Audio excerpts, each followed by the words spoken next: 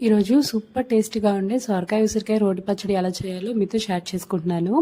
మనకి సీజన్లో ఇలా పచ్చడి ఉసిరికాయలు దొరికితే మాత్రం తప్పకుండా ఒకసారి ఇలా రోటి పచ్చడి ట్రై చేయండి. పచ్చడి టేస్ట్ అయితే పీక్స్ లెవెల్లో ఉంటుంది. ఈ పచ్చడికి ఘాటుగా ఉండే పచ్చిమిర్చి చూస్ చేసుకోండి. అప్పుడే ఈ పచ్చడి కారం కారంగా పుల్ల పుల్లగా చాలా టేస్టీగా ఉంటుంది.